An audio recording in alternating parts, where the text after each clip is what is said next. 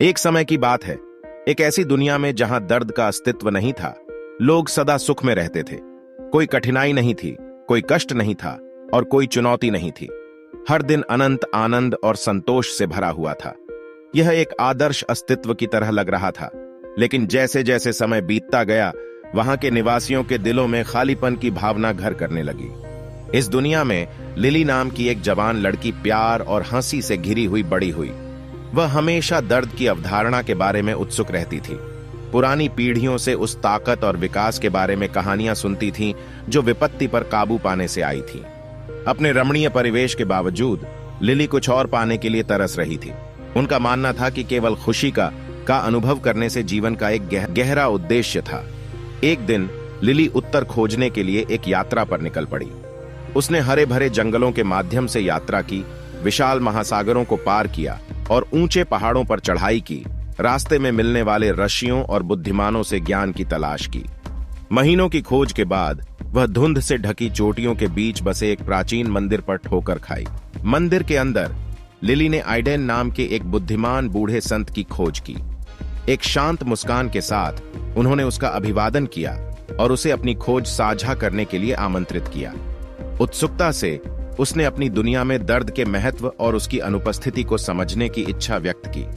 Aiden ने ध्यान से सुना और फिर धीरे से बोला, लिली, दर्द बोझ नहीं है, बल्कि एक उपहार है।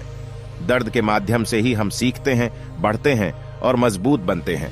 जिस तरह एक फूल को खिलने के लिए बारिश की जरूरत होती है, उसी तरह हमें चुनौतियों की जरूरत होती है, जीवन की सही मायने में सराहना करने और खुशी को समझने के लिए।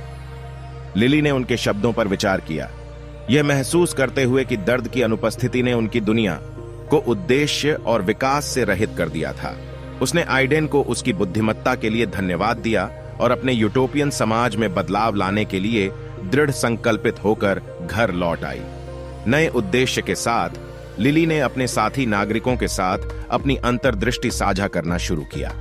उन्होंने उन्हें चुनौतियों को गले लगाने और अपने डर का डटकर सामना करने के लिए प्रोत्साहित किया। धीरे धीरे लोग दर्द के मूल्य को समझने लगे, इसे व्यक्तिगत विकास और आत्म खोज के अवसर के रूप में देखते हुए। जैसे ही उन्होंने दर्द की संभावना के लिए खुद को खोला, उन्होंने लचीलापन और ताकत की खोज की जिसे वे कभी नहीं जानते थे कि उनके पास है। उन्होंने असफलताओं को सफलता की सीढ़ी के रूप में, असफलताओं को सबक के रूप में और कठिनाइयों को विकास के अवसरों के रूप में स्वीकार किया। उनका जीवन दृढ़ता की शक्ति और मानवीय भावना की सुंदरता का एक वसीयतनामा बन गया। साल बीत गए और लिली की दुनिया बदल गई। यह एक ऐसा स्थान बन गया जहां खुशी और दर्द सह अस्तित्व में रहते थे, जहां लोगों ने खुशी का आनंद लिया लेकिन उनके संघर्षों में अर्थ भी पाया।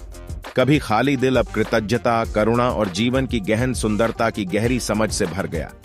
लिली की यात्रा ने न केवल उनका अपना जीवन बदल दिया था, बल्कि इसने एक सामाजिक बदलाव को भी प्रेरित किया था। दुनिया जीत और क्लेश की एक जीवंत टेपेस्ट्री बन गई, जहां हर अनुभव, चाहे वह आनंदमय हो या दर्दनाक, संजोया गया था। और इसलिए प्रिय मित्रों, याद रखें कि दर्द खुशी का दुश्मन नहीं है। यह विकास के लिए एक उत्प्रेरक है और हमारी ताकत की याद दिलाता है।